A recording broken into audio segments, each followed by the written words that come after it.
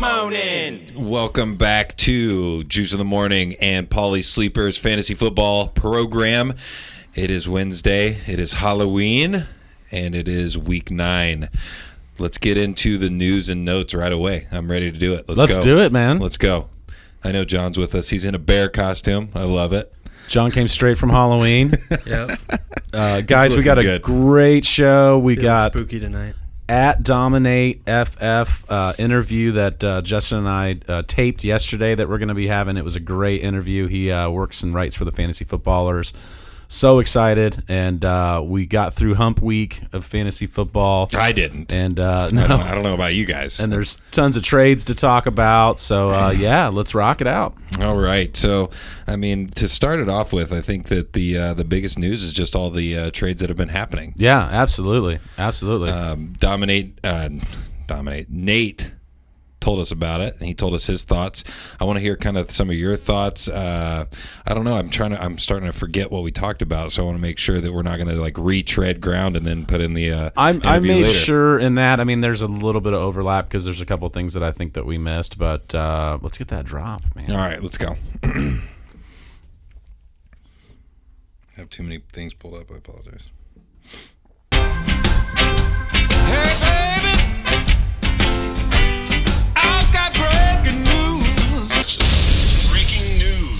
I've got some good news. I got some bad news. All right. Let's get into it, buddy. So, big trades. Of course, the Carlos Hyde and Amari Cooper trade happened last week. This week, we got Golden Tate to the Eagles. Kind of just came out the day before trade deadline that he was on the block, and a couple Twitter folks broke the news, and Golden Tate added them and was like, wait, what?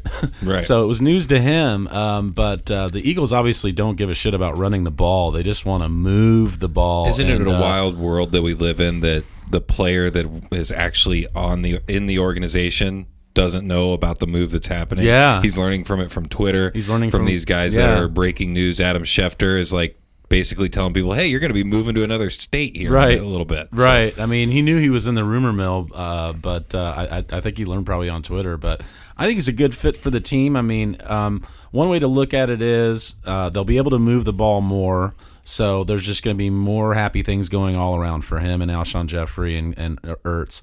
The other way to look at it is there's only so many targets to go around, so this may hurt Alshon Jeffrey and Zach Ertz. And Alshon had a little bit of an off week last week. I mean, John's hot take several weeks ago was sell high on him. I didn't like that take, and Alshon had a great week the next week, but he was down this last week, and now he's going to maybe share targets with Golden Tate. So that, was probably a good take. John, do you think, are you still standing by that? Yeah. Are you still standing by the drop Alshon, or not drop Alshon, but try to get something out of him? Yeah, I think you can sell him high still. I mean, if you sold him high last week, you probably are right in the perfect position. Yeah. Because he didn't do much this past week, and, he's got Golden Tate. I'm coming in now, more on the take now, definitely, with Golden Tate in town. Golden Tate leads the league in yards after the catch since 2016. So in the last 40 games, he leads the league. He's always fun to watch when he catches the ball and he's like making people miss. I like it. But I also look at what is the outlook for the team that that they left. This is a big bump for Marvin Jones Jr. and Kenny Golladay, and possibly Theo Riddick a little bit. What I would like to see happen is them put Theo Riddick in the slot to replace Golden Tate and feature Kerryon Johnson in the running game more. I got something to bring up later about that. I was tweeting it last week when Kerryon was playing. He's a feature back. He really can be. So that's what's going on there. I think that if you're a Golden Tate owner, you're going to be happy. Maybe not right away while he kind of fits into this offense. But one thing that the Liverpool guy brought up was now he's got 2 bye weeks. Right. He just had a bye, and now he'll have a bye the week after next. So that kind of screws the pooch for Golden Tate owners. You got 2 byes. That's also what just happened with Amari Cooper, actually. Amari Cooper just had back-to-back bye weeks. He did have back-to-back bye weeks. That is absolutely true. Demaryius Thomas got traded to Houston, and they play the Broncos this week. So his first game out of the Is Bronco it going to be a uniform. revenge game? Like, is he going to go off or no? I would just think, I mean, those guys covering him have been covering him in practice, Right. for a long time. So I would say probably not. And he has been fading. He's been having 3-4 catch games. I don't know how the Houston Texans are going to use him, but I would think they're going to have to use him as a decoy this first game. Yeah. like, basically. Yeah, no, it's a good point, but I think that they kind of need to turn him into a possession guy, like how kind of like Brandon Marshall was used later on in his career, because he's not the downfield threat anymore. I mean, that would be my concern, is that he just doesn't really fit, because they love to push the ball downfield so much, and he's getting old. He's on the wrong side of 30. So, I mean, Demaryius Thomas owners have already been displeased and hopefully put him on their bench. It's also strange because DeAndre Hopkins, like my first thought is like, does Texas need like a big guy in the end zone? But they already, I mean, DeAndre. That's true. They do have DeAndre Hopkins, but they are also all their. Did I say DeAndre Johnson? No, you said Hopkins. All right, I was a little tired there. Their second and third string guys are all banged up right now. They're all nursing hamstrings, and Will Fuller's out for the season with that ACL, so Right. they just need a body really to put in there. They needed to make a move, and with Fuller out for the season, and I think this might mean that QT's got a worse injury than we think. I wouldn't expect to see him on the field this week. Yep. And the other thing is, I think Demaryius Thomas can be more productive here in Houston because he's going to have a better quarterback. Right. He's going to have, DeAndre Hopkins stretching the field on the other side, so he's going to be able to find, pockets. I think he can be productive down. Maybe a little resurgence. Stretch, That's a good point. He won't get top coverage. Right. And then, looking at the team that he left, big bump for Emmanuel Sanders and the up-and-coming Cortland Sutton, the rookie, has been a huge pickup this week, and he's one of my pickups of the week. Add him, yeah. Spoiler alert. And he's probably available. Like, I mean, at least in my experience, like I'm in 3 leagues, and he was available to pick up off the waiver in all 3. He is. Oh, so you did? I picked him up in 2. Nice. And we talked about him when Bronco Becca was on here. She really liked him, and he's been getting more and more. I haven't seen him play, so like I get frustrated when I haven't, like if I'm trying to pick somebody up off the waiver that I haven't like at one point like been watching Red Zone and seen somebody like catch the ball and be athletic. Like I get worried about like picking him up because I'm like I haven't actually seen this person. Get on YouTube, watch some of his SMU highlights. Yeah. He was really good. Stud there. He's really good, and he's been getting red zone looks, and he's been getting lots of time on the field. So Cortland Sutton and Emmanuel Sanders get a big bump there. To a lesser, really, tradable, thing to talk about is Ty Montgomery going to the Ravens. I mean, he took that ball out of the end zone and worked his way right off that roster. But who's the little scat back that they had a couple years ago that got hurt, came back, got hurt? You're talking about the Ravens? Yeah. You're not talking about Buck Allen? No, he came on and he was really old. Little white kid. Oh, Danny Woodhead. Yeah. Danny Woodhead. Yeah. I'm just envisioning them maybe trying to use Ty Montgomery like a Danny Woodhead role. So probably be better. He might become viable. I mean, I'm not saying go and pick him up, but it's definitely on my watch because he was getting 6 to 8 touches a game. I think he might get a little bit more with the Ravens. But again, looking at the team that he left, Aaron Jones owners are rejoicing right now because maybe free Aaron Jones. Yeah, exactly. Basically. Maybe 4 or 5 of those 6 or 8 touches go to him, and they really need to. Well, when you see him, that guy. when you see him play, it's almost like the freaking Packers hate him because he's always like I feel like he's always getting positive yardage. Like, give him the ball. I think they're just trying to extend these guys' careers. It's the same thing going on with Kenyon Drake. He's obviously way more explosive than Frank Gore, but you have Frank Gore to use, so why not just extend your career of your franchise running back? So I think that's kind of what's going on with Aaron Jones, or they're just absolutely morons, and no one's... Well, I mean, it's like what they did with, was it Lamar Miller when he was in Miami? Yes. Where they just never gave him the ball, but he was like 5+ yards a carry or something like that. It's so ridiculous. So that's all the trade talk. AJ Green is in a walking boot. There's hardly any news on this because since he's really tight to the vest on injuries, I actually had to dig to find this. They have a bye week this week, but it's something to definitely monitor. And Tyler Boyd, if it's possible for him to get a boost because he's just balling out, he would get a boost if AJ Green would miss any time.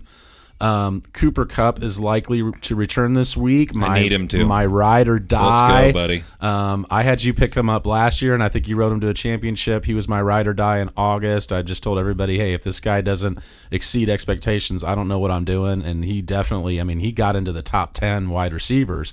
New Orleans slot corner coverage is horrible. It's been exploited all year. Calvin Ridley chewed them up.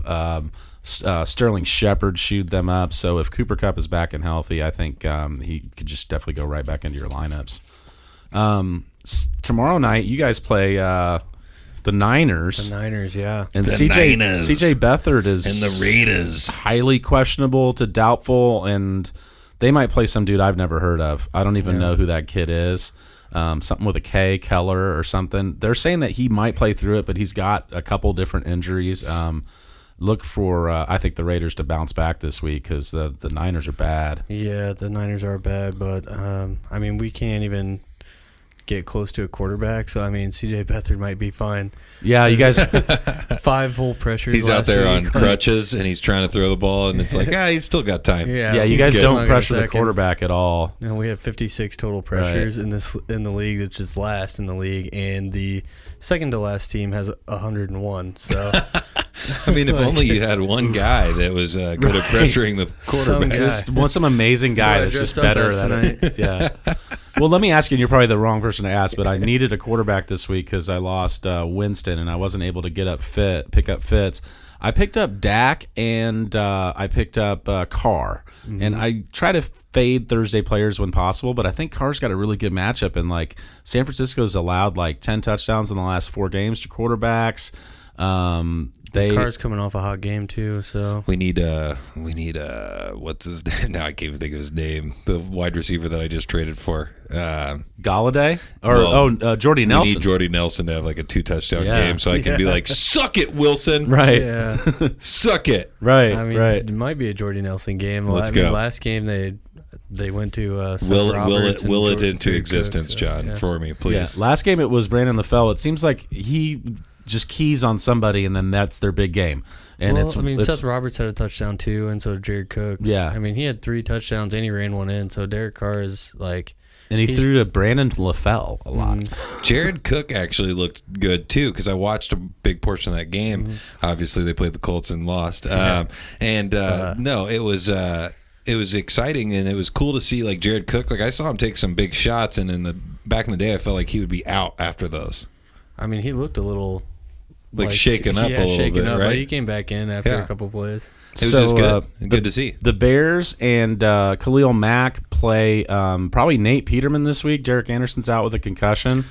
They signed Terrell Pryor this week, and they ran a lot of Wildcat last week. So they might get really funky this week and try and keep the ball out of Nate Peterman's hands and run their Wildcat. They did last week. They tried to last week. They tried to keep it out of. They tried to keep it out of Derek Anderson's hands last week. But the first time a team has ever used a quarterback as a decoy. Yeah, you're just going to be there to be in place. LaShawn McCoy and the Wildcat, and maybe Terrell Pryor playing a little quarterback. They actually asked the coach, is Terrell Pryor going to see some snaps at quarterback this week? And he was like, maybe. He was like, Perhaps. I would Khalil like Mack that. may be out again this week, though. Khalil Mack was out last really? week against the Jets. I know he was out last week, but I thought he was coming back. It's not. He's got a questionable designation. Right, So okay. they don't have the. I think Bears Probable. Bears defense owners are going to be really happy this week against Nate Pickerman. They also worked out Matt Barkley this week, former USC guy. Shout out to Jackson there. He's a USC guy. Back up to Aaron Rodgers. Yeah, I've always liked Matt Barkley, and he's never really gotten an opportunity. When I scouted him several years ago, my scout on him was he threw guys open, and I love that quarterbacks can do that. So I could see, just with the carousel that's going on there, I could see Matt Barkley starting next week, not this week, but this week they could get funky. We might see some Terrell Pryor quarterback this week. Hot take. I would love that. Raiders fans are not going to be happy about these following stats. The Colts running game, the first back-to-back 200-yard rushing games for the Colts since 1995. 1995. Some of our listeners were, in diapers. I was barely paying attention to Colts football at that time. Right. You were I just was 5. right. That's how old I am. You were 5. I was 5. I was a junior in college. I was 8 years old, but that's Good Lord, I am old. Marlon Mack, first running back to get back-to-back 100-yard games since Joseph Adai did it in 2006. And the first time 3 tight ends scored in a game ever in the NFL. That was a record. And Dude, the first catch, I was like, where did this guy come Mo from? Alley Cox, basketball player, It just was nuts. Odell Beckham catch. Loved it. And then to boot, pun intended, Adam Vinatieri broke the record on you. So the Raiders just It was a big week for the Colts. yeah. Well, somebody's got to get some glory. No, I am giving you shit, but man, it was good to see the Colts play well. It was a fun game for 3 quarters. There's a lot of healthy players right now, so there's a few injuries. Tyreek Hill went out last week in the 4th quarter with a groin. See, I'm going to record it. I'm going to do it this week, and then we'll have it for next week. Because there will be somebody with a groin injury next week. Groin. Okay. Groin. So Tyreek Hill is questionable this week. Maybe a good bump for Sammy Watkins. Although, one of those guys is going to see Denzel Ward, who's been a very good shutdown rookie cornerback for the Browns. And so my thinking is people that are going to get really excited if Tyreek Hill sits, that are Sammy Watkins owners, might be disappointed because that means he's going to see a lot of Denzel Ward. So I think that Watkins actually has a better value if Hill plays as a decoy maybe. Sammy Watkins is one of my sell high candidates. So There you go. Is he really? Yeah, because he's only had a couple really good games. I've got him in a couple leagues, and he's barely startable some weeks, or then he just gets 30 points. Yep, last week. So, spoiler alert, that's a sell high candidate coming up. Spoiling your own thing. You're stepping on your own segment. If Jared Cook sits again, Latavius Murray has 24 for 155 and You mean 1. Dalvin Cook? Dalvin Cook. Yeah, he's got that hamstring. Yeah. If Dalvin Cook sits again, Latavius Murray has 24 for 155 and 1, 15 for 69 and 2, 13 for 56 and 1 in his last 3 games. I want one more game out of him. I've got him in my standard 2-quarterback league, 12-team league, and I told everybody to draft this guy, and now I've got something to hang my hat on because he's had 3 very, very good weeks. I think Cook sits again. I really do. These hamstrings are troublesome. Royce Freeman and Sony Michel are both still questionable. I don't think those guys will play this week, so another big boost for James White and Phillip Lindsay, who both had great games last week. Chris Thompson has a ribs issue, so I just want to take this opportunity to say that I was wrong about Adrian Peterson. You asked on the show early in the season, is Adrian Peterson, is he still a thing? And I said no. I answered really quickly. I said no, absolutely not. I said he's got maybe 2 or 350-yard games in him, but he's aging. He doesn't have it anymore. And wow, man, that just guy. Producing. He had a 38-yard touchdown run last week. He had a 70-yard touchdown catch, I think, last week or something. It was something where it did kind of play across the bottom of the board, saying that he's I think he's tied for first or second in career 60-yard runs or something like that. He's just a beast. So I was definitely wrong about Adrian Peterson, and people that drafted him in the 12th, 13th round are really happy right now. Before we finish the news, I just want to say I tweeted this out earlier. I think right now is the opportunity if you're a Kareem Hunt or Todd Gurley owner to go out and pick up Spencer Ware or Malcolm Brown. One of the backups. Because if you have one of those guys, you're probably very competitive and you're probably looking to make the playoffs or maybe even have a bye week. And the only thing that could really derail your season right now is one of those guys getting hurt. I hope to God neither one of those guys get hurt. I want them to keep them seeing them play. But somebody on Twitter said, well, why? And maybe they were thinking why? Are you got some insider knowledge that these guys are hurt? And I just said, no, but those 2 guys we know are going to get the lion's share of the work if either one of those guys would go down. Spencer Ware would get all of the work. And then later on in the season, we're going to talk about this later too. If Todd Gurley sits, later on in the season, you've got Malcolm Brown. So I say that, especially if you've got room on your bench, pick up their backups, pick up Spencer Ware, pick up Malcolm Brown. Yeah, pick up your handcuffs. I'm not a big handcuff guy, but these are 2 must handcuffs. I mean, especially because if you've got those guys, you're more than likely trying to make a run. And that's what I'm saying. That's the only thing that could fuck up your run right now is one of those guys going down, and then if you don't have the waiver priority and somebody else picks them up, you're done. Right so, on. Okay, we're good. I appreciate those news and notes, man. While I'm looking at the next thing that we get to, I just wanted to give a quick shout out to Smiley. Apparently, it's his 21st birthday. Oh, yes. So Jackson said to give a quick plug to Smiley. We appreciate his work he's done for the Juice in the Morning and Paulie Sleepers podcast. And just don't drink too many, man. Derek Walter. We always say Smiley, so we should say his name once in a while. Derek Walter is 21, so happy 21st, man. I just cracked a beer, and I'll take one as well, just for solidarity. I don't think Smiley really drinks too much, but I don't know. What's going on. All right, so we're going to get into Jax's normal segment right here, but Paulie's going to lead it for us.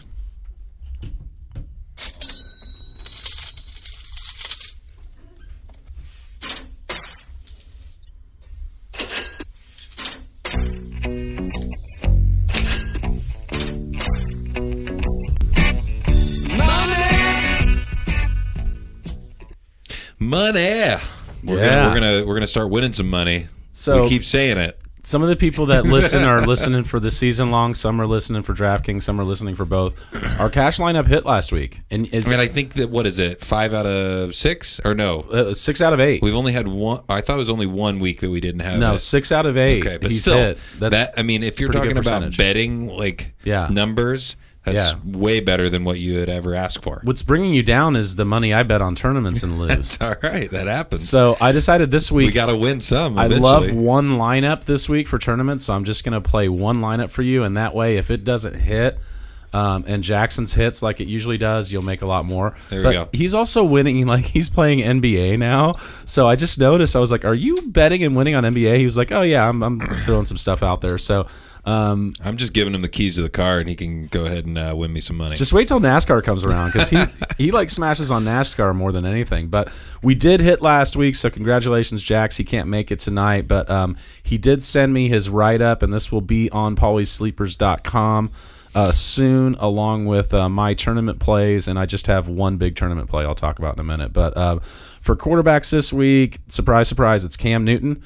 And there's another guy I listen to a lot, Adam Zedfeld, and he said, Cam Newton is just such a great play because him and Deshaun Watson are the one guys that really have a 30-point ceiling or more every week, and it's because they run the ball so much.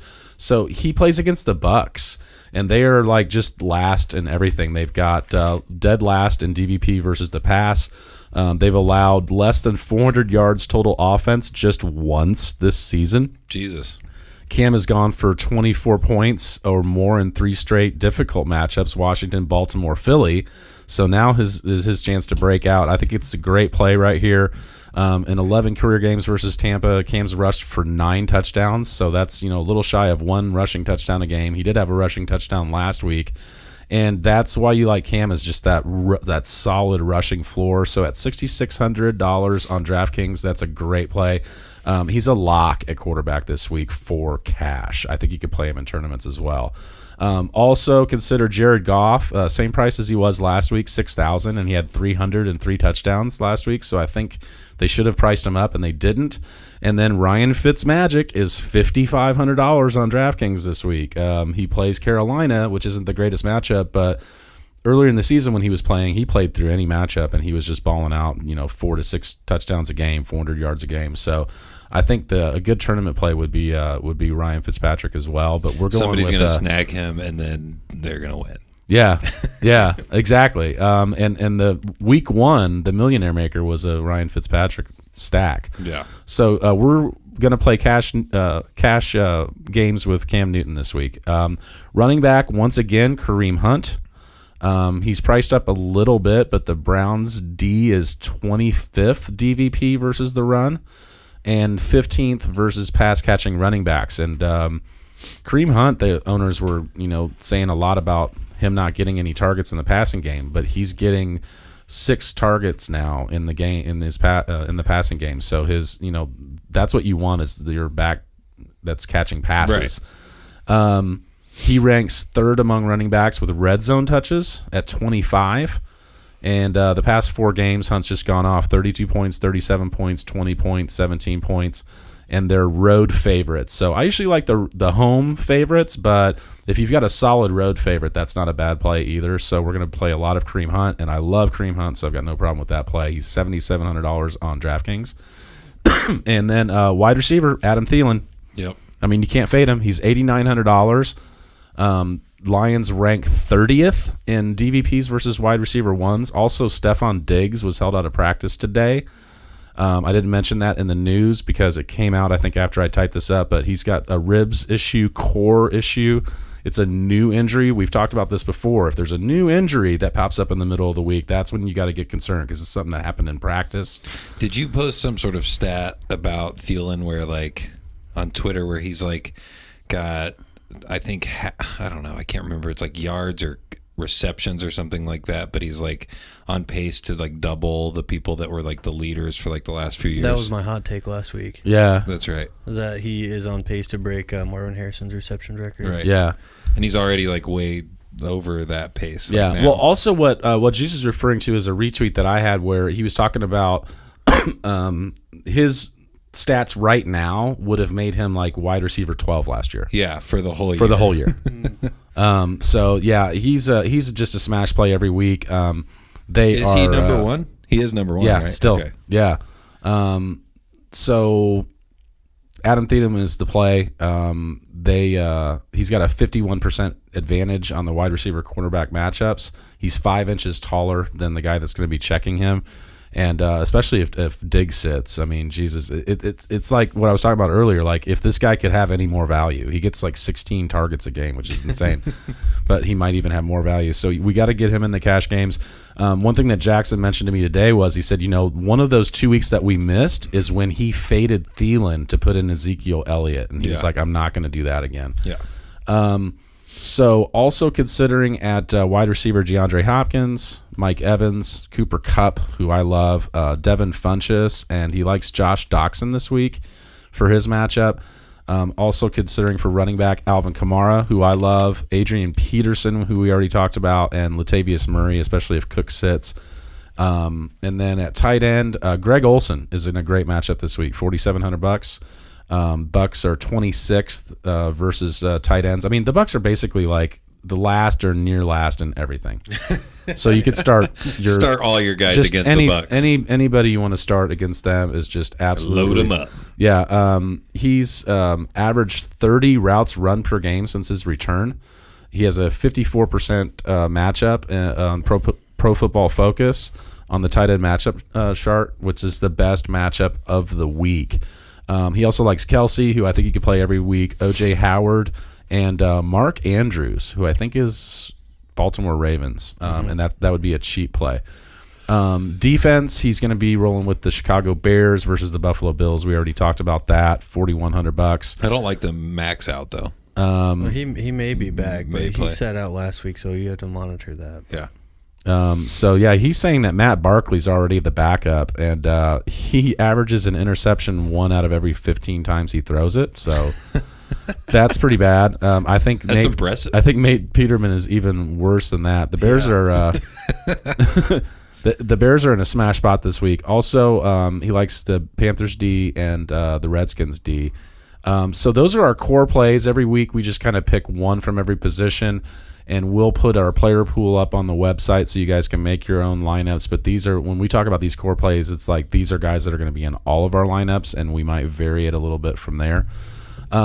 So there's one tournament play that I love this week, and it's just speaking to me so much because of the unbelievable ceiling that this play has. And there's some rookie and young wide receivers that are in great spots this week that are all really cheap that are going to allow us to do this. So what do you think about starting, Juice, in a tournament? Patrick Mahomes, Kareem Hunt, Alvin Kamara, and Todd Gurley all in the same lineup. Are you pretty happy about that? Yeah. Is that a possibility? It is, because DJ Moore, who is going to be a big pickup this week, he started in place of Torrey Smith. He's a rookie for Carolina, and he smashed last week. He's only $4,300. Mm-hmm. David Moore for Seattle, who's scored 4 touchdowns in the last 3 weeks, has a soft matchup against the Chargers. He's $3,900. Cortland Sutton, who is now their number 2 and is going to get a bunch more looks in Denver, is $3,900.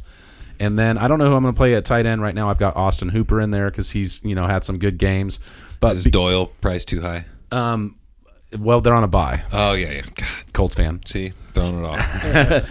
But because there's just all these great smash plays in the $3,900 to $4,300 range, we could play all these other, and we could play with the 4 in the middle, and kind of mix and match, but I really like these guys. But I mean, the idea of playing Mahomes, Hunt, Kamara, and Gurley in a lineup, and I posted on Twitter, I said, I'm going to fit these guys in a lineup, and everybody was like, okay, I'd like to see that. And then I posted it. Right. And that one guy, have you seen that Helopterodactyl guy that I tweet? He was like, that's actually not bad. So that's all I'm doing this week. I'm not going to lose you. I'm excited for it. Anything more than $5. I've already put it in. I'm pumped. So that's DraftKings, guys. If you have any DraftKings questions, you can go to @PaulieSleepers, DM me. I prefer a tweet. That way, if other people have similar questions, we can answer it for the crowd. You can kind of do a little thread. Some people like DMs because it's a little bit more personalized and whatever. So, and Paulie's DMs are always open. I don't know what that means.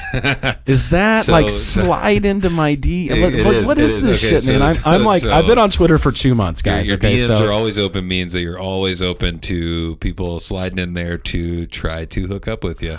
Like, have you ever heard? So it's a sex thing. Yes. Have you ever heard the shoot your shot thing? Where no. So there's a GIF that is a guy. I think it's Steph Curry shooting from the 3-point line, and it's a little text box.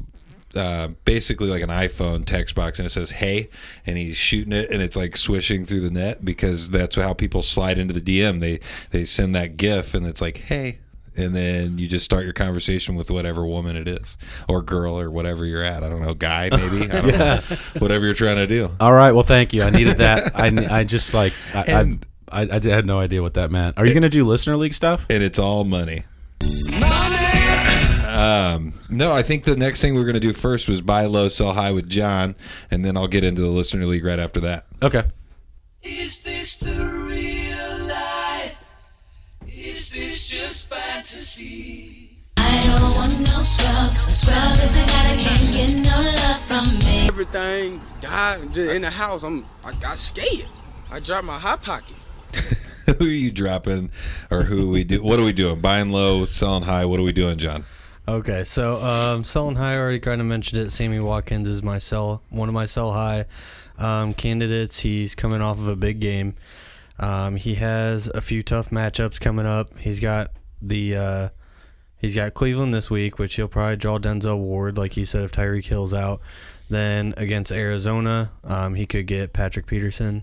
I don't know if Tyreek Hill's out again. He'll draw Patrick Peterson. Then he's got the Rams. Then he still has a bye week to come, and that's not until week 12, so it's right before the playoffs. And then he's got Baltimore in the middle of the playoffs and Seattle the last week, which that's not a terrible matchup, but you expect Tyreek Hill to come back and take those targets again. He's not been consistent, so if you got somebody in your league desperate for a wide receiver, they see the 27 points he just put up. That's probably a good sell high candidate right there. My next one is Adrian Peterson, because he has had 3 games within the 20-point range, but everything else has been single digits. So he's very inconsistent as well. I think you can sell him high. Right after Paulie was giving him all that praise, I know. You're going to sell him high. I already had him on my list. He's too inconsistent for me. If I had him on my team, I wouldn't want to keep starting him when he could come out and have a 5-point game for me. And especially down the stretch here, you need producers in your lineup. So if you can sell him for Odell Beckham or someone like that, Keenan Allen, I think that's a good trade-off. Right on. So those are 2 of my sell high candidates. My buy low candidates, let me pull them up real quick. Buy low, I have Golden Tate as a buy low. I think that he's on a bye week this week, but he was just getting faded out in Detroit. He wasn't part of the game plan anymore. I think that no bye week this week. He has his next. Detroit has their bye week the week after next. They play this week. Golden Tate. Oh no, with the Eagles. Philly, yeah. Yeah, see, there we go. Yeah. But then he does have another bye week the week after that, because the Eagles have not had their bye week yet. No, their bye week is this week. Philadelphia's bye this week. So this is Golden Tate's second bye week. Mm-hmm. Okay. So all right, I finally just got there. Yeah, sorry. That's all right. So you can probably get him this week. People are probably going to be unsure on his role within the Eagles. We could probably get him on the cheap. I think that's a good one to buy low. And then the other one I'm looking at is Brandon Cooks. He didn't have a great game last week. Cooper Kupp is going to be back, but, I mean, Brandon Cooks has still been a solid producer, and he has favorable matchups coming down the end. He's got Kansas City. He's got Detroit. And then he's got Philadelphia and Arizona. Arizona's only got Patrick Peterson, so he's going to be covering either Robert Woods or Cooper Kupp. Yeah, how many Rams players, receivers are viable options? 3. I mean, that's a good amount. 3. Yeah. 3. But is it going to be one of those where are they all going to score always? It seems like none of them ever like shit the bed. Right. Yeah. So it's just crazy that they can sustain 3 it's not wide like receivers. how Detroit used to be, where one of them would blow up and you didn't know which one, but Golden Tate kind of had a pretty solid baseline. These guys all have a very solid baseline. Yeah. Aside from like last week, shout out to Jari Alexander for shutting down Brandon Cooks. Yeah. And I would definitely be scared if your number one wide receiver is going up against Green Bay here. I posted something on Twitter the other day. I mean, Julio Jones has a matchup against him soon. Golden Tate or Alshon Jeffrey, whoever he covers. Allen Robinson. Jari Alexander, the rookie cornerback for Green Bay, is coming into his own, and he is 4.3 fast, so he kept up with Cooks. But anyway, we were talking about those guys. But yeah, no, you could play all of them any week. It's absolutely amazing. So those are my 2 buy low candidates, Brandon Cooks and Golden Tate. My sell high candidates were Adrian Peterson and Sammy Watkins. Nice. Right on. Well, if people are looking to make some trades, they're good to go. Yeah, and your trade deadline might be coming up, Probably. just depending on how your league goes. I'm in a league that their trade deadline is this week. I'm in a few leagues that it's 11 or 12. I think in the Juice in the Morning league, it's week 11. Some don't have any. Like in my keeper league, there's no trade deadline. But most leagues will have a trade deadline. So and that's to prevent collusion. Yes. ESPN fantasy leagues their base trade deadline is this week. So okay, yeah. So that's why my Elmo league is like that, because they've never changed the default settings on anything. I still love them though. But at some point is this gonna be the point where we splice in the interview? Probably. Yeah, we'll put it in, and then right after we'll do the rundown. So yeah, it's getting put in. It's going to be happening right now, and it was a great interview. So. All right, Paulie Sleepers fans, we have a very exciting guest this week. I am totally jacked. It is Nate Hamilton at DominateFF on Twitter, and he works for and writes for my favorite, as you know, the Fantasy Footballers. Nate, thanks for being on the show. Oh, of course, man. Thanks for having me, guys. I really appreciate it. It's a great Twitter handle, Dominate Fantasy Football. I like that a lot. So how are you doing this year? Fantastic, actually. Well, it's funny that you asked me that question right after week 8, because I'm in 13 leagues. Oh, wow.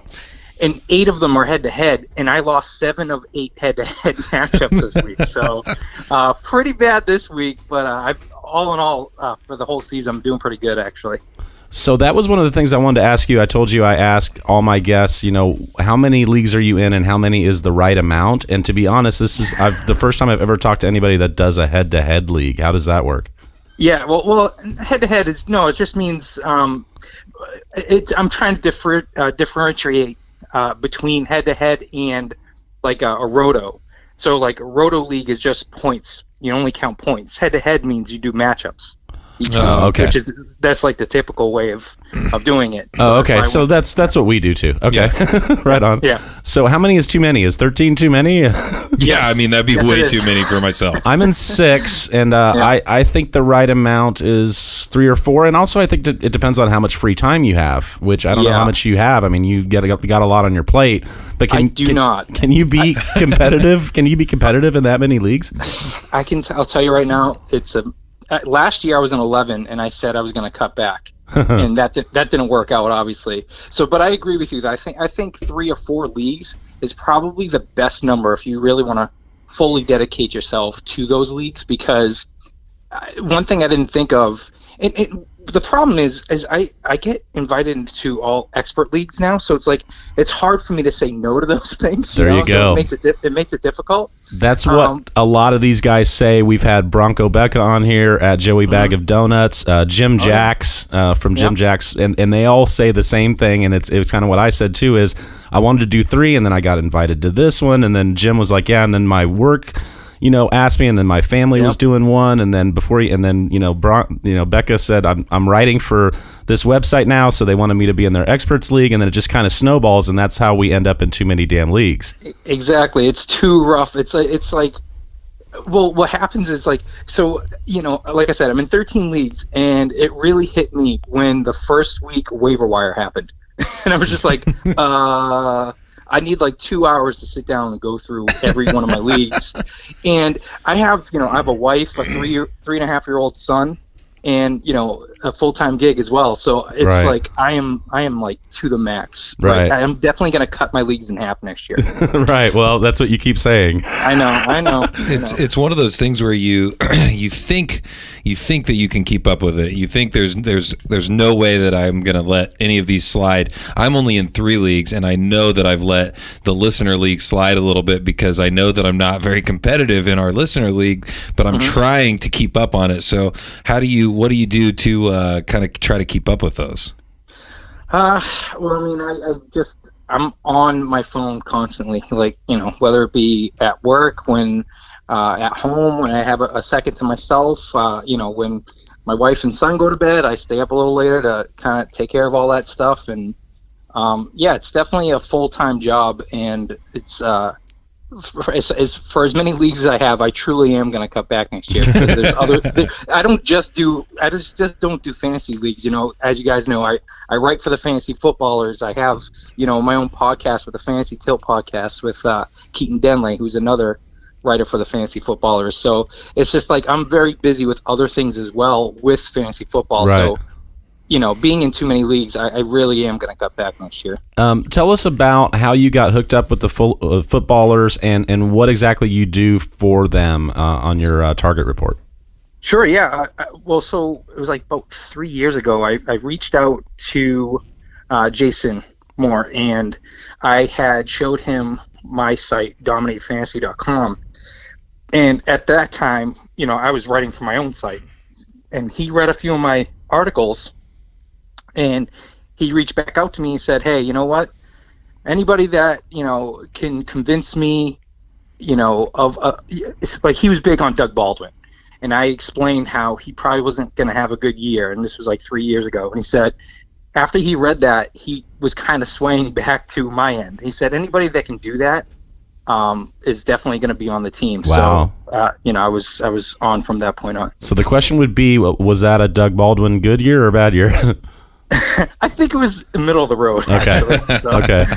But that's awesome, man. I love the footballers. They are the reason why I do this. If my followers on Twitter and people that listen to our show, I reference them all the time. They're literally why I do this, because there's so much out there that's boring, in my opinion, and they are not only great analysts, but they're just so entertaining. And one day I was just like, I think I could do this. I think I could do this better than a lot of these guys out there, and they're kind of what I aspire to be. And I always at them on Twitter. I reference them on the podcast, and that's, be honest, why I reached out to you, because I saw that you had an affiliation with them, and I just wanted to kind of just touch just a little bit of that franchise. I mean, they're a good group of guys. Obviously we've hung out quite a bit over the last 3 years, and I've seen them at conventions and outside of fantasy football stuff as well. And they're awesome guys. Just like you hear them on the show, they're no different in person. Nice. They seem like pretty chill guys, and just all family men with kids, and if one of them's not on the show, it's because they're all down at Disney World. And right, exactly. I'd love to be there sometime. I mean, their roots was just doing a podcast for their own league, and they kind of grew from there. So I love that. That's awesome. I read your article about Devontae Adams that you linked me to. Yes. And that was really good. That was very, very good. And that's, I mean, seeing new opportunities is something that we need to pay attention in fantasy football. And there was a lot today with breaking news. Demaryius Thomas traded to the Texans, and Golden Tate traded to the Eagles. Today was a huge day. Yeah. It was just, Yes, I mean, it was. as I'm scrolling through Twitter, and I'm like, that guy's here? That guy, what? And like, I was trying to like keep up with it the whole time, and like I was tweeting Paulie, and I was like, well, it sucks because Paulie's probably already seen this for like the last 10 minutes, so it's not new to him, but he's not as excited as I am. I mean, I was just so excited about today, and it takes me back to my days when I used to play video game Madden. Like, I would be like, dude, I need the update. I want to see how all these teams play on the video game. So I just, it was an exciting day. I love this. I don't think it's been this exciting in past years. No, I mean, there were 3 number 1 wide receivers, at least for their teams, traded in the last week. So, Amari Cooper, Demaryius Thomas, and Golden Tate. So, yeah, definitely a lot of movement before the trade deadline today. So that was exciting stuff. So we were going to talk about pickups for this week. Starting with the trades, is there anybody you see that needs to be picked up off the waiver wire that's, going to get more opportunity because of these trades? Cortland Sutton from the Denver Broncos.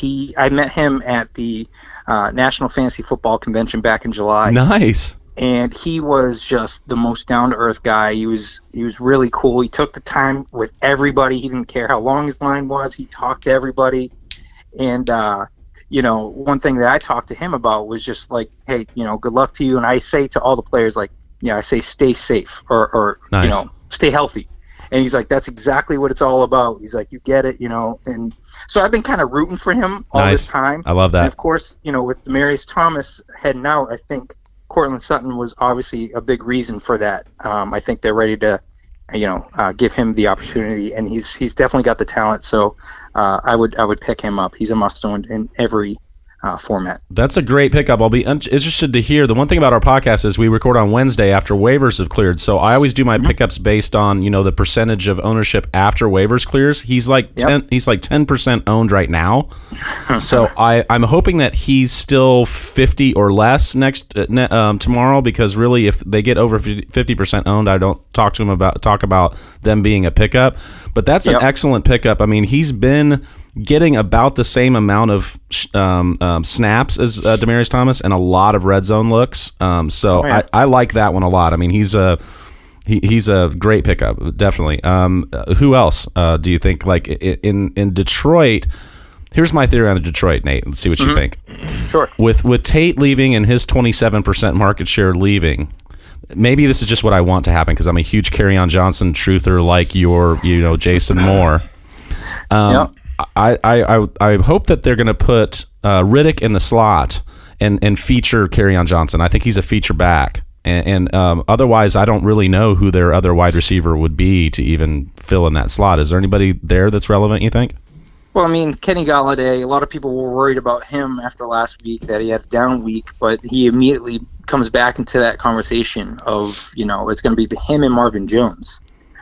So if Kenny Golladay was dropped in your league last week, he's going to be on waivers. So he's a must-own. Well, Juice actually just traded Kenny Golladay. He got a little duped yesterday. There you go. Somebody in our league saw the Tate rumors and figured that Tate would probably get traded and traded Juice Jordy Nelson for Kenny Golladay, and now he's praising his move. So all I'm hoping for is Kenny Golladay to just not do well. That's all I'm hoping for. That's all I'm hoping for. Like I'm rooting heavily against him, and I don't really even care that much about the Lions, and I don't really care that much about the team that actually ended up getting him. I'm just hoping that he sucks because I don't want to look like the fool. I want to be like, Jordy Nelson, 2 touchdowns next week. Right. Perfect. Yeah, well, I hate to tell you, obviously volume is king in fantasy football. So, with Tate leaving, he was the number 1 guy. He was the number 1 target. And he got, double-digit targets in most weeks. So they have to go somewhere. And unfortunately for you, a lot of them will go to Kenny Golladay. That's a huge bump to Golladay. And I would say that maybe Marvin Jones is more available on waivers. Yeah, he could be, absolutely. Because he had that big week, but he hadn't done anything since then. So very true. Yep. When you do your target report, are you specifying like catchable targets? Like, how does that break down? So basically, I go through each week, and I use a tool that will tell me who got so many targets each week, and I'll pick 7 to 10 players to feature in the article, and it could be somebody who got a crazy amount of targets that you wouldn't expect, or the opposite direction, someone who didn't get as many targets as you would expect. And I kind of just break down, hey, is it an outlier? What does it mean this week? What does it mean going forward? So that's basically how I break it down. Now, obviously, targets don't always translate to production. You can get targeted 8 times and only have 2 receptions. Right. So but there's one thing that people always look at. They only look at, oh, he only had 34 yards. They don't look at, wow, he had so much opportunity. So if he continues getting that, there's no way he's staying at that yardage total. The more opportunity you get in football, obviously the more chances you get to produce a lot more, especially for fantasy football. You get that positive regression, which I think the footballers kind of they started the whole positive. I never heard that term before, and it's something that Jackson Mears, who's since we're recording this predetermined, he's not with us, but he'll be with us tomorrow. He does the DFS with me, DraftKings, and we are always obviously looking heavily at targets because you could see gems on guys that aren't very expensive on DraftKings, but they've been getting 8, 9, 10 targets. It's like, okay, that's the guy to play this week because he's getting the looks, and you can kind of predict a breakout that way. Who else do you like this week as pickups that might be on the waiver wires that's good to plug in and play this week? Sure. A wide receiver for me is Danny Amendola. He's averaged about 8 targets per game the last 3 weeks with Brock Osweiler. I know that sounds crazy to even praise Brock Osweiler, but he has zoned in on Danny Amendola, and he faces the New York Giants defense, who's given up the 7th most fantasy points to wide receivers this week. So Amendola's been productive, and I featured him as a must start last week, and he didn't get the fantasy points the way I expected. He threw a touchdown pass, but he's heavily involved in that offense right now, and he's a very reliable, safe floor wide receiver at the moment. He's always been a good PPR guy, and that's interesting. He was definitely not on my radar. I'm not a Devontae Parker guy. I really talk a lot of trash about him, and it's not because he's not talented. I mean, he showed last week that he is talented. It's just his inability to stay on the field. Yes. Is he going to be a big pickup this week? I mean, he's widely available. Absolutely. I mean, anytime a player performs the way he did, over 100 yards receiving in a primetime game where the whole world is watching, you better believe he's going to have a heavy pickup this week. So he's one of those guys that has a lot of truthers that's been waiting for a breakout. I'm just wondering if this is an outlier game, because that's the reason why there's so much continued buzz on this guy after years and years, is he does have some breakout games that makes you go, wow, this guy is really good, and then he just kind of disappears or he gets hurt. There's somebody else that I have really been looking at the last couple days is DJ Moore. Have you looked into this rookie in Carolina? Do you like him this week? Oh, for sure. I think last week was a pretty predictable good week for him. I think he ended up with 90 yards on the day, and it was a small note that no one really would pay attention to typically, but Torrey Smith wasn't going to be playing. Yes. And you take any target shares away, anytime you see that, you're thinking next man up. Who's going to step up this time? And they did. They chose to feature DJ Moore, and they did that right after the bye, and I'm thinking for Carolina, they're going to want to feature him going forward because clearly he showed that he can handle the workload. He was actually my number one wide receiver. I did for fantasy football, my own rankings on my website, pauliesleepers.com, shameless plug. And he was my number one ranked rookie wide receiver, and they used him in the running game a little bit too. My concern is, okay, is Torrey Smith going to come back, and is he going to go back into irrelevance? I would think not, since he showed that with the time on the field he can be impactful. Yeah, I mean, exactly. And when they showed that they wanted to hand him the ball as well, that just means they want to get the ball into the a talented player's hands. And there are quite a bit of mouths to feed in that offense. But this week especially against Tampa Bay, one of the worst defenses in the league, you're going to score big with almost anybody you pick up for Carolina. So DJ Moore is definitely a good pickup this week. There you go. And that's the matchup for me. When I tell somebody, hey, this is my pickup stream of the week, I want somebody to be able to pick him up and put him in and get points.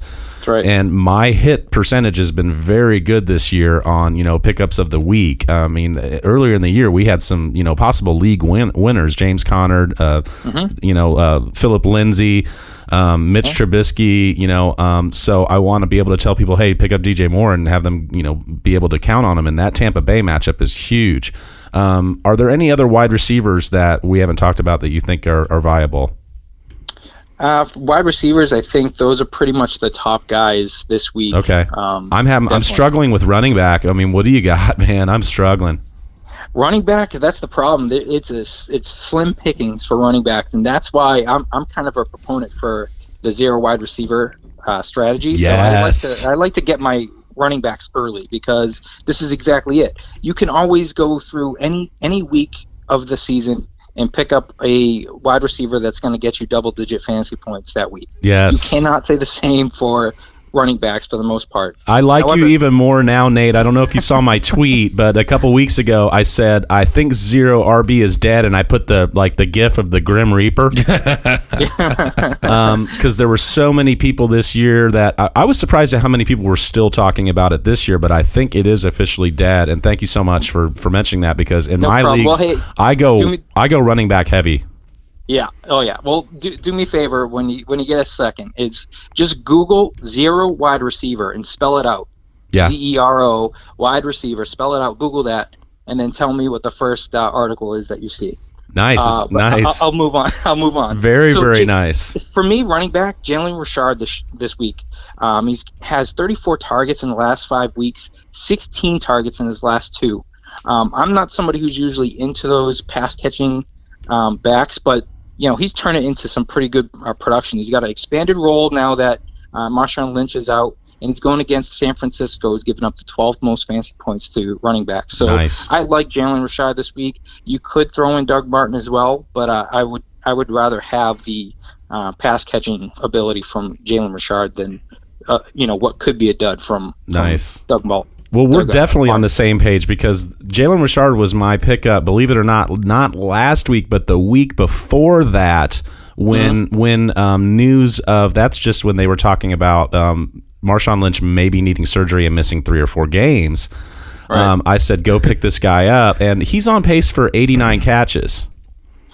Which is amazing. There's another tweet I did the other day because one of my hot takes, like 3 weeks ago, we do a segment at the end of our show. We do hot takes, and one of my hot takes was that 3 running backs would catch 90 balls this year, and one of them would catch over 100. And it's a pretty hot take because only 6 running backs have ever caught over 90 balls in the modern era. But Saquon Barkley is on pace for 118. And Alvin Kamara is on pace for 107. And James White is on pace for 110. And Jalen Richard is on pace for 90. And I think that his pace will pick up, whereas some of these guys might lose a little bit. I think that hot take's pretty hot. So I love that pickup, Jalen Richard. Nobody's picking him up yet. He was again my pickup this week because no one picked him up, and he got 14 PPR points. I mean, if that's your flex play, you're doing pretty good. So I love that. What do you think about Aaron Jones is 49% owned right now, and does he get an uptick because Ty Montgomery usually gets 6 or 7 carries and he just got traded to the Ravens? Yes. I mean, again, it's the whole next man up mentality, and maybe after the last showing that Aaron Jones had, they realized, okay, maybe we do need to give this guy a little bit more, volume, because I think that was the issues. I feel like Aaron Jones was the most talented back of the 3 back there. But the problem is, you want that running back that's going to be in a Green Bay Packers offense because they're going to get plenty of opportunities to score. The problem is they were divvying it up between everybody, and you had no idea who it was going to be. The usage. Yeah, exactly. So, hey, you eliminate one of those guys, Aaron Jones is the guy to own in that backfield, and he's going to get, a major uptick in his his volume. Hopefully they'll finally, because sometimes they'll just disappear. They'll give him 6 or 7, touches, and it's like, what are you doing? He averages 2 more yards per carry than Jamal Williams. Right. That's just absolutely amazing. Is there any other running backs? Because I'm tapped out after Jalen Richard and Aaron Jones. Is there anybody else out there that we're missing? Oh man, if you're completely desperate, it's Frank Gore. Just because I am that desperate, and I have him on my team. Continuously, yeah. I mean, he's just getting touches, and he's not pretty with it, but he'll get you something that's better than taking a complete dud. He's not going to be a complete dud for you, but he's not going to do anything that's going to wow you either. Nice. Well, we're based out of Indy. Most of us are Colts fans, so you're not going to have to, convince these Colts fans too much to pick up Frank Gore. They'll go pick his ass up. yeah, exactly. Because we know that he is just an absolute, just timeless, just the godfather of running backs. And being healthy. When we talk about staying safe and being healthy, the guy just doesn't ever seem to get hurt. Right. What about tight ends this week? I did whiff last week. I said. And last week was such a bad week for tight. Yeah, no, he was owned too much. I said Uzomah and Vance McDonald, and Uzomah got 0, and Vance McDonald got like 8, which was okay for last week. I mean, Trey Burton got 2, and Jimmy Graham got 2. Uzomah got 0. Njoku got 0. It was just a horrible week for tight ends. Who are we streaming this week? I mean, it's a horrible week for tight ends every week. I mean, right. It was. I think we were like 5 weeks in, and I tweeted something out about Jesse James. I don't know if you remember him. He's one of the tight ends. Yes, for the Steelers. The outlaw. And so I said he had like a total of like 33 yards and no touchdowns the last 3 weeks, and he's still a tight end 1. And that was just goes to show you how bad that position is this year. But if you want, man, I think there's just one guy honestly that I would recommend for this week, and it's Jeff Swaim from the Dallas Cowboys. Okay. He's been pretty safe. He's going up against Tennessee, which is not a great matchup, but it's prime time at home for Dallas, and I just think this is going to be, a game in Dallas's favor, which will open things up for Swaim. But again, you're looking at 25 yards, 21 yards, but he had 55 in there, 47, 39 in touchdown. He's capable of having a game. It's just, when we're talking about waiver wire, there's really nobody out there. Right. You don't like Jason Moore's guy? Buy, but what's up? You don't like Jason Moore's guy? Oh, Ed Dixon? Uh-huh. No, I mean... Is he on an island? Like, they just go right past it. They don't even talk about it anymore. When he talks about Ed Dixon, they're like, come on, man. He's like... I would say he is on an island just because no one really cares that much about the depth of a tight end position. Right. I mean, unfortunately, I think that's going to be the next position eliminated in fantasy sports. So I'm down for it because in my main leagues there's no defense and no kickers anymore. So let's get the tight ends out of there too. That's right. I'm in a bunch of those leagues. Yeah. Yep. Now I'm saying I think Vance McDonald is a good stream this week, and I would take a flyer on Ed Dixon. Actually, there's a league where I'm going to be I've got a deep 14-team league that's no flex standard. It's just such a tough league, and I tried to cover Ertz's bye with somebody. I can't remember who it was. He got hurt, so I've got to take a flyer. But I don't know. Maybe I'll just go ahead and take Swain because I know he is out there too, and see if Nate can get me some points there. All right. So you know what? I will suggest somebody, but it's not going to be for this week because they're on a bye. It's going to be Jack Doyle. I was very excited for this guy before the season, and I was having him. He was a top 5 option for me.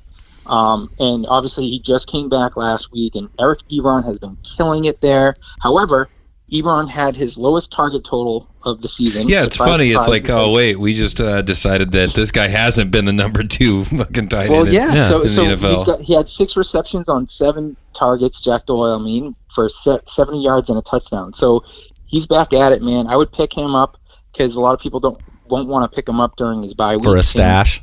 See, believe it or not, I'm in leagues where he was started last week because, like I said, we're in Indy. Yeah. So there you go. It's tough, but I totally agree, and it's like crazy because Ebron was thriving when Doyle was in there, but he was only getting 30% of the snaps, and Doyle was getting like 80, and now we're back to that same situation. I didn't realize that he was the least amount this year, but he did get a touchdown again. Is Ebron still viable because of that red zone usage? Because it looks to me like, I mean, I went to training camp this year, and every time you saw Ebron, it was on those fade routes in the end zone. So it looked like they were going to really feature him in the end zone. Is he still going to be able to do what he does, or is he going to fall off now with Doyle in there? No, he's not going to do it at the level he was, because, I mean, the volume obviously was giving him plenty of opportunity to score, to gain yards. If you take his target volume from 10 down to 3, I mean, right.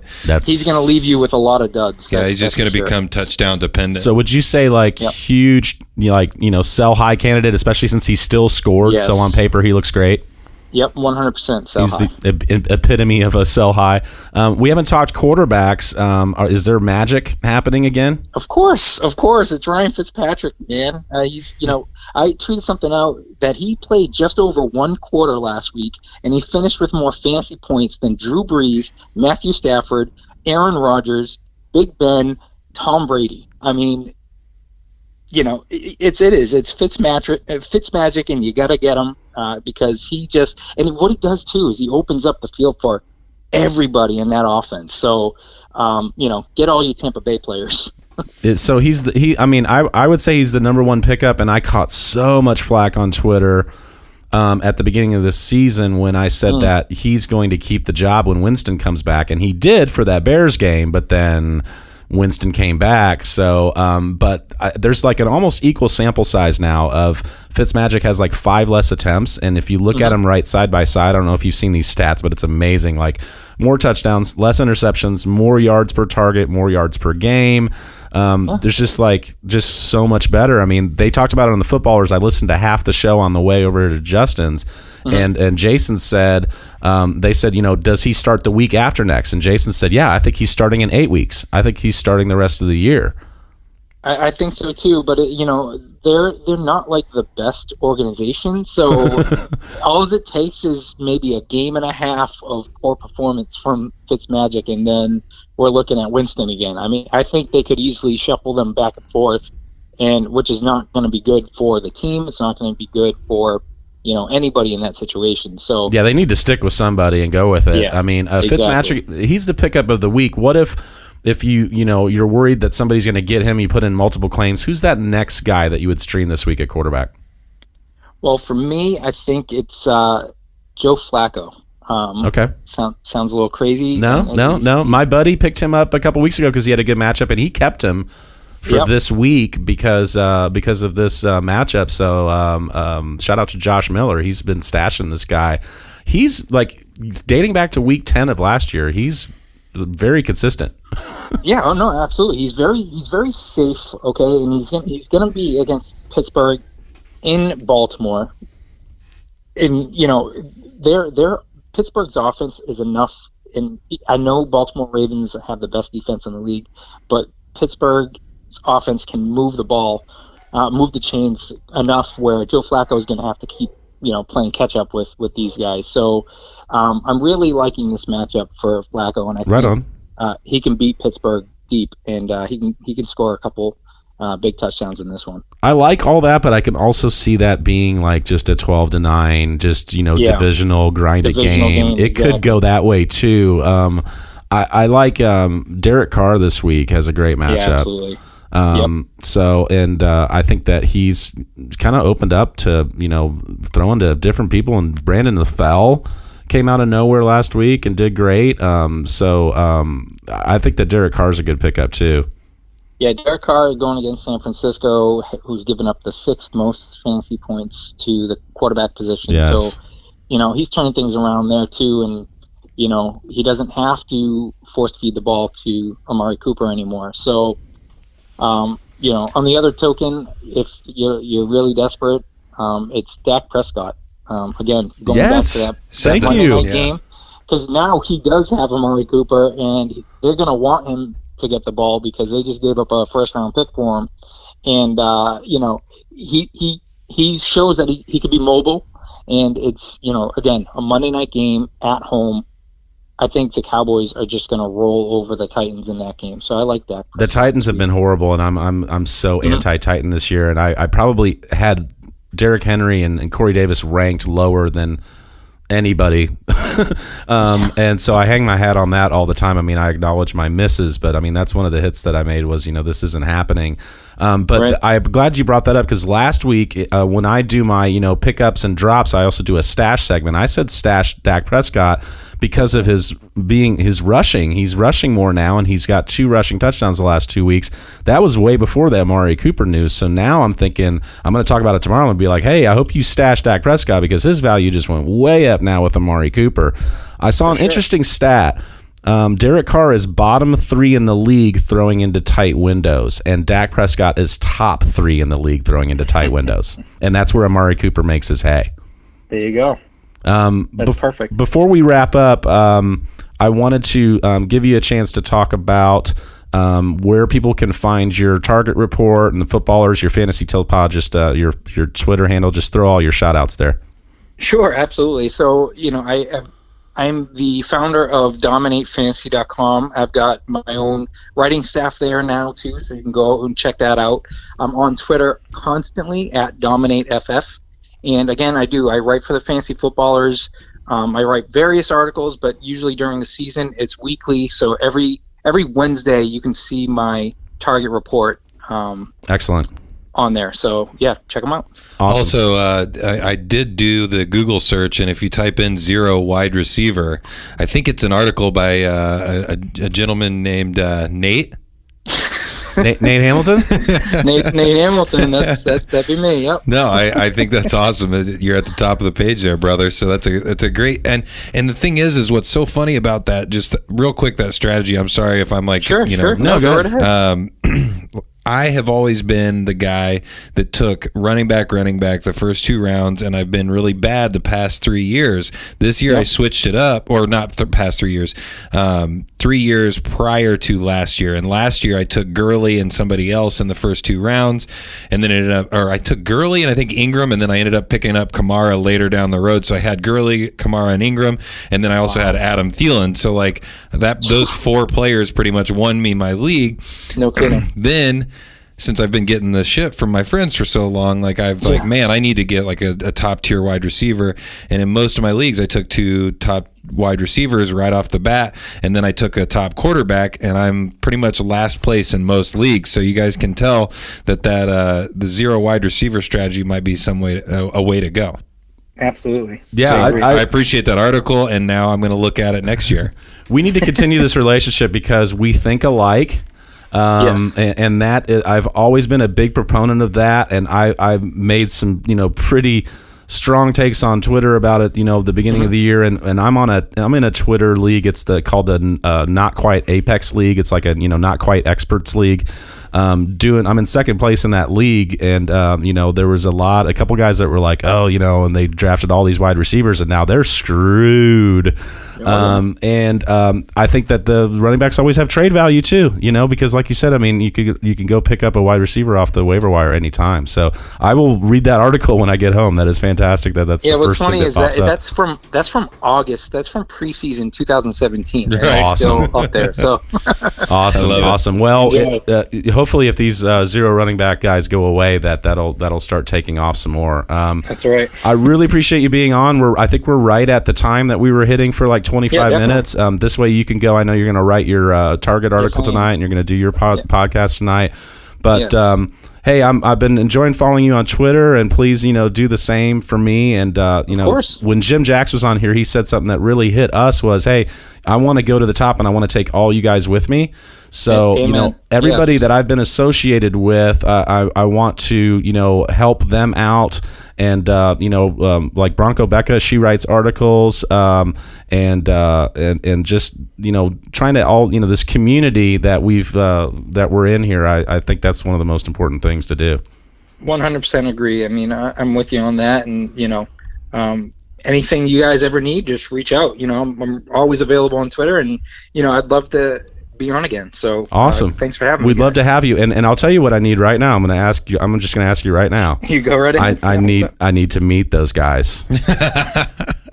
Easy enough. Yeah. Easy enough. Yeah. I need to meet those guys. I would not, trust me, I would dial it back, because I'm sure you're thinking, this guy's gonna just like go giddy like a schoolgirl, and I'll want to, but I'll dial it back. But if you could make that intro happen, that I would be eternally grateful. Oh, so easy to happen. We'll talk about that off. Awesome. Yeah, sounds great. Well, guys. thanks for being on. Good luck this week, and we'd love to have you on again. And I really appreciate it. Again, it's Nate Hamilton at DominateFF on Twitter, Fantasy Tilt podcast, and the Targets Report for the footballers. Thanks a lot, man. Awesome, man. Thanks, guys. Have a good one. All right, we're back from the interview. All right, we're back. It was a fantastic interview. Thank you for joining us, Dominate Fantasy Football. Nate Hamilton was a great interview. Was a great guy. I think Hilarious. I kept up with him. He was knowledgeable. He was fun. Obviously knows his fantasy football shit. I think I kept up with him pretty well. I think he was surprised by a couple of your takes. So I hope. Hopefully, he just DM'd me and said, "Are we like when are you posting it?" And I said, "Well, we're live right now, and then we'll splice you in and we'll post it later." So it'll get posted later tonight. But I was just so excited to just have something from the fantasy footballers, and we're gonna have to meet him. Since he said it was easily done. Yeah, and I think he's in Mass. The zip code was, or the area code was from Boston, Massachusetts. Okay, so he's a masshole. But what we need to do, is sponsor a Juice in the Morning Paulie Sleepers like next year for one of these geeked up fantasy football conventions. We need to go to one where the fantasy footballs are there and meet all these guys. And I've got a mobile recorder so we can talk to them. Yeah. So all right, so we're gonna do the fantasy football, the Juice in the Morning Paulie Sleepers run. All right, there was a lot of points scored this week, but not by Juice in the Morning's team. He played Trade Happy Wilson, which he's going to have to change his name to second place in the league, Wilson.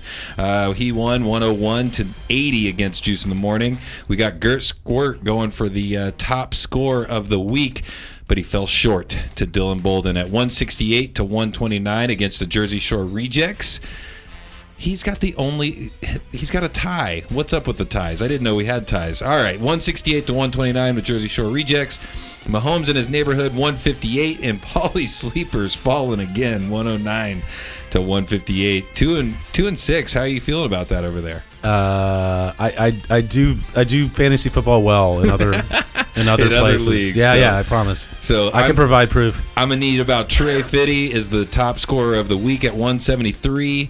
He beat Brian Titus's team that we talked a lot about last week at 140. So good try, Brian, but you're still at the bottom of the league. You're tied with me in the score. We've got Antonio Brown's Hot Pocket winning a big one over Josh Miller, 127-99, and that is this week's scores. So me, you, and Josh kind of fell short this week a little bit. And we also had a contest this week sponsored by Wilson. And that's what I was talking about, the top scorer of the week. Yeah, so the top scorer of the week, that was Dylan. Dylan, man, he's winning everything. He's 8-0. He's 8-0. He just won the ESPN. He got that top score of the week on the Monday night game. Yeah. With the Patriots defense, correct? Yeah, he did. Because he made a great call with the Patriots defense, and he's been rolling with Mitch Trubisky, who's been balling out. But the guy's 8-0, and then he won the special midseason prize that Wilson was nice enough to sponsor. He's got a year subscription to ESPN, the magazine. Yeah, and the only thing that he didn't have going for him, he was 1 point away from having the top scorer out of the league, like the individual player. Gert Squirt had the top scorer, Deshaun Watson. So he had 38 points. He came out firing because he had Deshaun Watson. I want to say he had Deshaun Watson, and he had 3 Texans players. Probably Will Fuller. Yeah, I think he had DeAndre Hopkins, Deshaun Watson, and where is it? I can't find. Why can't I see it? He had good players. Yeah, but basically that went off. He had 3 players in that Thursday night game, and he had I think 78 points going into the weekend from 3 players. Which usually Thursday players don't give you all that. Exactly. But yeah, that dude's dominating this league, man. Somebody's going to need to knock him out of the playoffs. And Wilson definitely posted on the live Twitter feed as well. Make me some trade offers. So yeah, he's dying to trade. He tried to trade me Carlos Hyde, who's not even doing anything anymore, for somebody good. I was like, God, I can't do it, man. I need something better than that. So instead of hot takes this week, we're actually doing something that Paulie came up with, which is our scary. It's very, very timely since it's Halloween. We're going to be doing our scary takes for either the future of our fantasy situation, our team, or everybody in the league of the week. and we're just gonna have it going in the background. Spooky. All right. So, Paul, do you want to start us off with your scary take, or would you like me to just jump right into my rant? Scary music there, man. This is spooky. This is going to be frightening for Todd Gurley owners, okay? This is going to scare the shit out of you. What if the Rams get locked everything up and rest Todd Gurley week 16, you're in your championship week, and Todd Gurley's on your bench, and he's not playing? It's terrifying. If they beat the Saints this week, they will have a well over 50% chance of having everything locked up by week 16. They rest their starters last year when they were locked up. They didn't play any of their starters in the preseason. They love not playing their starters when they don't need to. Todd Gurley has a bye week, week 12. The last bye week is week 12 for the Rams and the Chiefs. Then they have, you've got... your last week 13, maybe a bye week. If you have Todd Gurley, you might have a bye week 14. Week 15, you roll him out, he wins your game, he does his normal thing, and then they're locked up, and they rest all their starters. So in your championship game. What are you going to do? You got to pick up that guy that you talked about. You got to pick up Malcolm Brown, or maybe think about trading him for a king's ransom. I've actually got a Twitter poll going right now, and we'll post the results next week because I put it going for the whole week. Considering this possibility, do you trade him for a king's ransom? Do you just say, nah, fuck it, I'm going to roll with him? Or do you consider maybe trading him? The other option would be just picking up Malcolm Brown, and I think that's probably the best option. He's free right now. But, guys, this could happen. It is a definite possibility, so that's a scary take. John, give us your scary take. My scary take is the haunting of the hamstring. I love it. I love it. Gordon with his hamstring sat out last week. I have him on my team where I am, the top record in the league, and if he goes down, I have no backup running backs to put in for him. So these hamstring injuries they're haunting me. They linger like a Cranberries song. You've got Dalvin Cook, who's been out for a long time. You've got Fournette, who's been out for a long time. That's really scary. I know Josh would scare the shit out of him because he's got Melvin Gordon in all his leagues. I need Melvin Gordon to make it the rest of the year. So. Yeah, well, hopefully they held him out at the right time and it won't linger. But, that is scary as hell.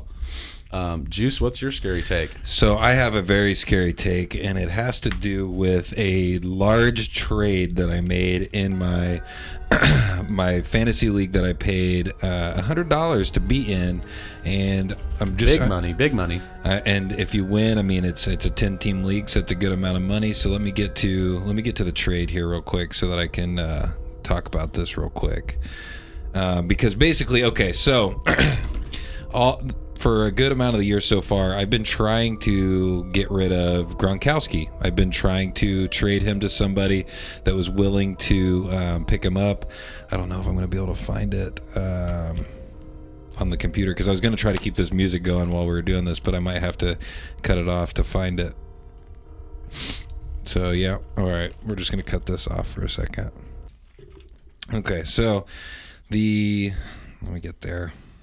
But basically, okay, so I have Rob Gronkowski, Antonio Brown, and a gentleman offered me a trade for Rob Gronkowski and Antonio Brown. In my opinion, first off, before I even tell you who I'm getting in this trade, I feel like I'm only losing one player. I feel like I'm only losing Antonio Brown because, in my opinion, if you look at Rob Gronkowski's game log, I think he's had, is it maybe 2 or 3 games where he's actually had a game? Like 2 games. Yeah. An actual game. Like 2 games. So that's where I was like, I'm not really losing a lot with that. But the flip side of that, the losing Antonio Brown's pretty big because Antonio Brown has helped me win some games. Let me get there. It's why is it now not? Motherfucker. But anyways. Do you remember the players? I don't. And I had it it's not like the trade went through yet.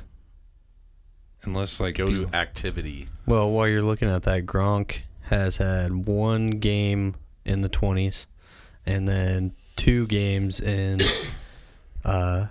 2 games, one for 10 and one for 11.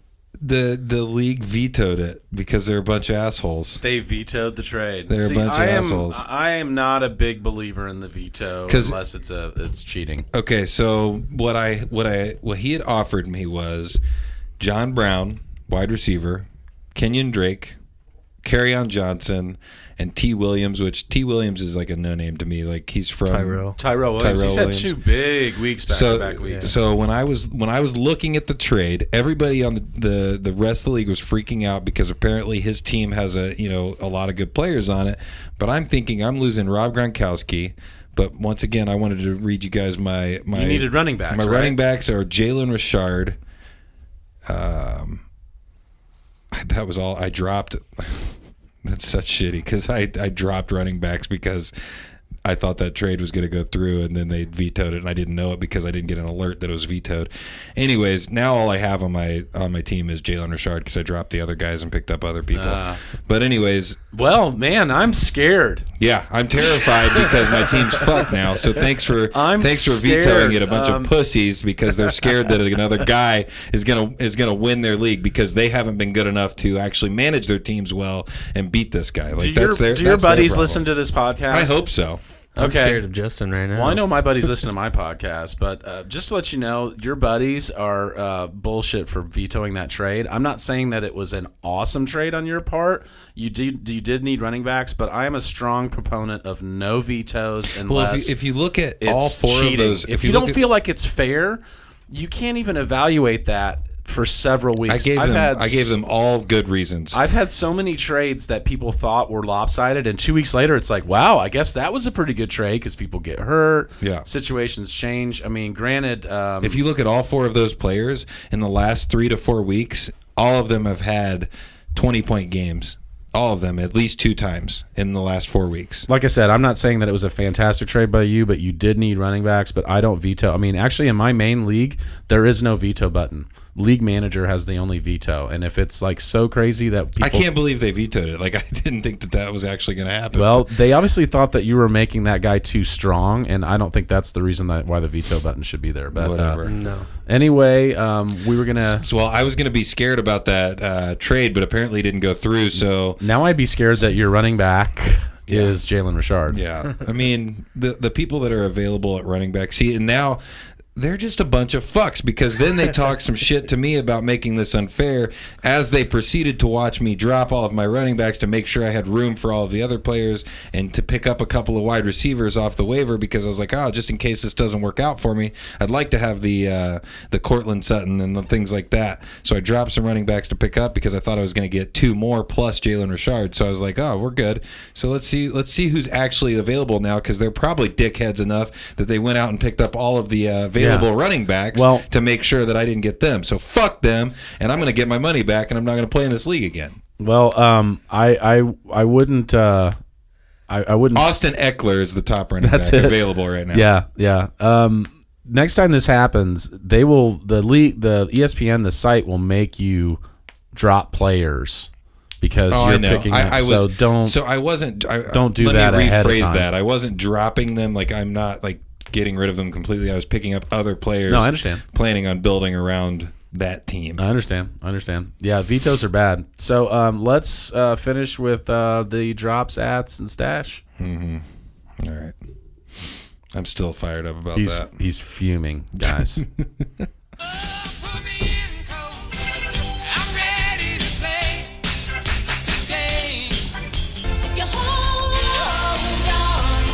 have to make a run.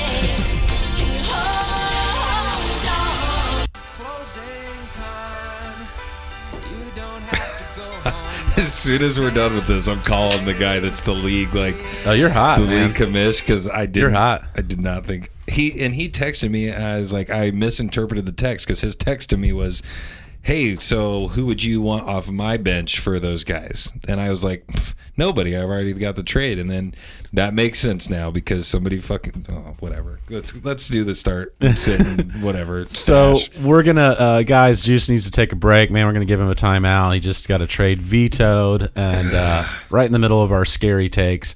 It's scary because it's such a ridiculous move by a league. That's just it's a pussy way of being about We'll it. do like an hour. We're just going to add an hour to our podcast and just rant about these guys until they come knocking on your door. Yeah, I hope so.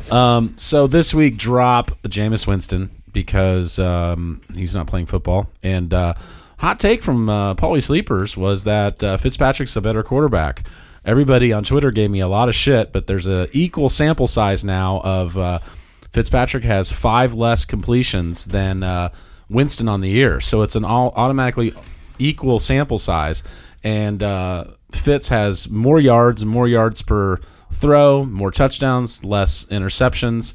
He's just done better with all the weapons that are around him. So this is a boost for Godwin, for Deshaun Jackson, for Mike Evans. And he has a glorious beard. And a lot of people were able to have a relevant Halloween costume. I didn't see that many, actually. Yeah. Like, it's scrolling through Instagram. You got to watch the Footballers Halloween episode because Mike Wright did the and he's got the beard anyway. Nice. So Mike Wright did the Fitz. So drop him, drop Kenyon Barner, whoever thought that he got picked up in a bunch of leagues and he got like 0.5 fantasy points because the Pats ran Cordarrelle Patterson a bunch and did not run this Kenyon Barner Which is guy. hilarious. I'm sitting there watching the game go on my phone on ESPN because I canceled cable and forgot that Monday night games were on ESPN. And so I'm like, all right, whatever. I'll just have that on and we'll watch TV or whatever. And I just kept seeing Cordarrelle Patterson. I was like, I dropped him like 3 weeks ago. What the hell's going on? Yeah. I needed 3 Pats players to combine for 32 points. He didn't do shit, but they're using him the way that a lot of people thought Minnesota should have used him. Getting him open field. Yeah, but he had like 35 yards, but still that took away all of Kenyon Barner's value. Derrick Henry, Corey Davis, we say it every week, but they're 60 and 70% owned. Jesus Christ. Get rid of them. These guys are on a horrible team, and they've each had one good game. Kelvin Benjamin is droppable. Ben Watson and CJ Uzoma who is on a bye. Bye-bye. You're on a bye. Bye-bye. I think Dak is a stash. We'll see what happens with Amari Cooper. I don't know if you remember, but last week I said he was a stash, and that's before they got Amari Cooper. I just saw him. He's rushing upside, rushing the ball more, getting rushing touchdowns, and he was a number 1 quarterback a few years ago. He was a QB1. I'm not a huge Dak fan, but I love his upside now if they're going to let him run the ball and if he's going to have a number 1 wide receiver. And like I said last week, he throws into tight windows, and Amari Cooper's great at winning that 50-50 ball. So I think that's going to be great for his fantasy value. So I say pick up and stash Dak, or I might even play him this week, actually, over Derek Carr. I'm not sure. Jack Doyle is a stash, man. He played in a couple leagues this week that I'm in. Like, people started him. I mean, this is in Indianapolis, so this didn't happen anyplace else in the country because everybody else is waiting to see what happened. But he was on the field for 80% of the snaps, and Ebron was on the field for like a season low 20% of the snaps. He had 6 catches, 70 yards, and a touchdown. I think he had like 18 or 19 fantasy football PPR points. So Jack Doyle, since he's on a bye, a lot of people probably didn't pick him up, so pick him up. I like Josh Adams maybe as a stash for the Philly running back situation. Wendell Smallwood has been better than Corey Clement, but I think Josh Adams is the best running back out of all the bunch. So I say stash him. I still think Ito Smith is a stash just because Devontae Freeman is down and that team is going to be scoring a bunch of points.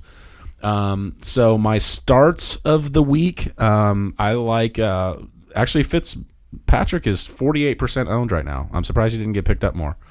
So I would pick him up. He's available in half leagues. Derek Carr has a great matchup tomorrow night. He's only owned in 17% of leagues. So either one of those guys you can stream as a quarterback stream.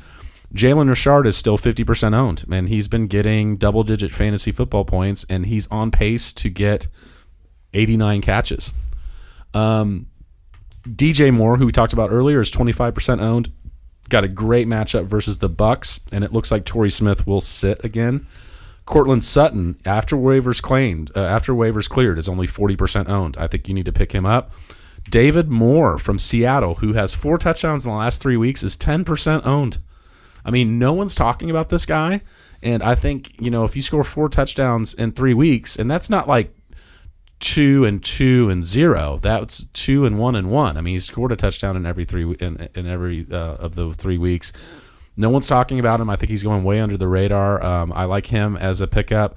Got a great matchup versus the Bolts this week, and then tight ends is so tough, guys. It's been hit or miss for everybody this year. But Vance McDonald has a great matchup. He's 48% owned. Cleveland's not very good. They're kind of a funnel away from the tight end position defense. And then Ed Dixon from Seattle that we actually talked about a few weeks ago. When he comes back off of IR, might be relevant. He came back and he was relevant. He scored and had 50 yards and a score. So he's only 4% owned. So if you need a tight end, you can pick him up. I want to watch what happens with Jordan Thomas in Houston because Ryan Griffin's been hurt. They also kind of held him out last week, coach's decision, and Jordan Thomas had 2 touchdowns. So I think you could pick him up and play him, and he's owned in 1.5% of leagues. This is how deep we have to dig here now at Paulie Sleepers to give you guys streamable candidates. But there's shots in the dark. That's what tight end is this year. But he's got a great matchup versus Denver, 21st DVP versus tight ends. And Ryan Griffin sucks, so I think he's done. I think they like this Jordan Thomas kid. So those are my starts of the week, and we have been hitting pretty good on the starts of the week this year. So we've actually thrown some league winners out there. So hopefully this continues for us, and that's who I would play. And that's it for the Drops, Ad, and Stash. It was a great week. I thought it was a good podcast. I got a little fired up. I apologize. I can't wait to hear it once we get the interview in there and everything. I said the F word a couple of times. Well, no, we're getting ready to be there. Oh, okay. Yeah, we're getting ready to be done. We got done a little bit earlier than usual, so yeah. Because we had that pre-recorded interview. I got once again, trick or treating. Oh, yeah. There you go. But once again, thank you for following us. Thank you for watching. You can find everything that we've talked about on pauliesleepers.com. Follow Paulie on Twitter, though. I mean, it's a great advantage for you because you're able to talk to him directly and ask him questions, and he seems like his DMs are always open. And I don't. Now I know what that means, and I don't know. I don't think he wants the. I'm gonna have to come up with a new term for that. Yeah, but I answer every question, and most of the people have been pretty happy with the advice. So follow me at Paulie Sleepers. The pauliesleepers.com is pretty much just the DraftKings advice. Yep. And then go to Juice in the Morning, and he got all kinds of great podcasts. What did you guys have? We had Sean Latham from Barstool chef? Sports, the $20 Chef. He was on the last podcast this past week, and he's just a hilarious individual. And he also gave us a lot of good motivational advice about stuff that you might be starting or creating like this. It's a very good listen. Nice, and it was a very good conversation. So. Nice. Well, I know that some of my people at work that have gotten in are listening to your stuff more than me. There's some, there's a few girls that wanted to support, hey, nice. me, and they were like, yeah, we like the sound of your voice. And I was like, thanks, baby. Hey, thank you very much but then, now they're like, yeah, I'll be honest with you, we listen to the Juice stuff more. It's just more stuff that we like or whatever. And I'm like, I'm cool with that. It's a little bit more pop culture. So that's what my hope is, that I bring you fans and you bring me fans. So Absolutely. That's what we're all here for. But thanks for listening, and good luck, and win your games this week. Yes, good luck, everybody. And goddamn that league. Juice!